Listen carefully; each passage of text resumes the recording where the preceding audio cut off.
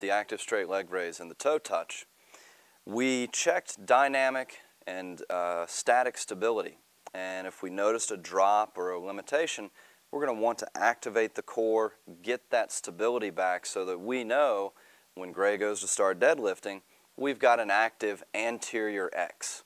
The connection of the body through the center is what I'm referring to, getting that core transferring energy efficiently. If Gray was just restricted on and a little bit weak on both sides, a symmetrical weakness, we're going to have Gray in tall kneeling, a symmetrical stance. And we're going to get him to do a chop and a lift to activate that anterior core. So if I give Gray the bands, and you'll notice the bands have these nice little foam handles, and that helps incorporate the grip into these movements. Again, transferring more energy through the body, getting the hands active. So Gray's going to take that band, which is positioned about a foot behind him, and he's going to chop down in a PNF pattern. Roll the wrist and push away, completing the movement, transferring energy through his body. And then he brings the band back up. We'll just have Gray do one or two at real speed. So go ahead. Boom. Boom. Okay, this is the chop in the symmetrical stance. Now we're going to have Gray transition. Let me show a bad chop. Please. Look what happened with the hips. He got hip flexor dominant. Core didn't do its job, so the hip flexors kicked on to try and do it. You want this tall kneeling stance. Gray needs to push up into my hand and maintain. If he loses contact with my hand, I know he kicked his hips out and lost position. And we're going to keep that same position when he goes to do the lift. Again, band is positioned about a foot behind him. He is in tall kneeling, and he's going to lift. Again, PNF pattern coming across the body, maintaining contact with my hand, tall kneeling. So these are the two basic crossing patterns of the body, the chop and the lift. Now let's say Gray was only weak on his right side, an asymmetrical weakness.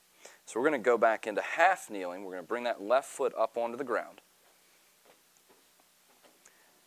Now he's getting all his stability from that right side, the side that's a little bit weaker, and we're going to take him back into the chop from half kneeling.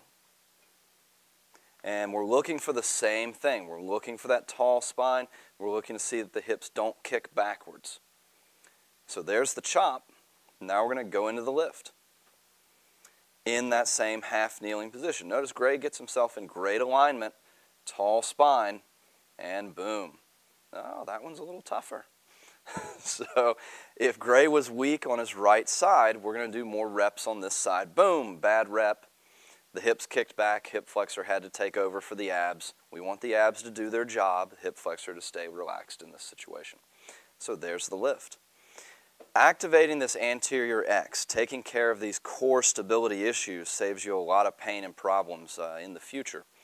If you are just symmetrically weak and you're in tall kneeling, you can go ahead and do an equal number of reps in half kneeling and go ahead and mix it up a little bit. If you're weak on one side, we're going to do about twice as much on the weak side.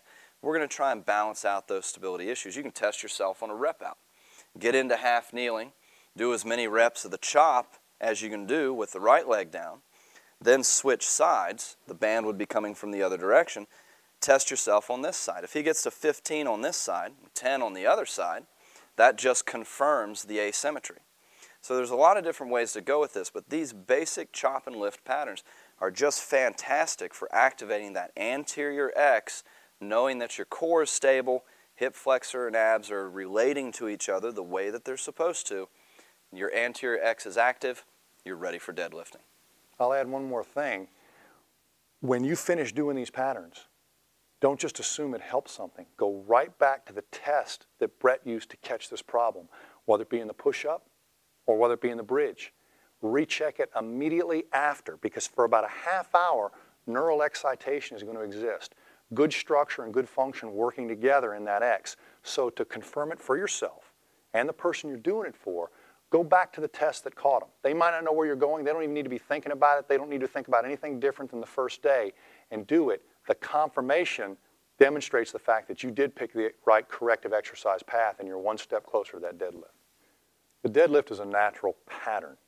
but it's often lost.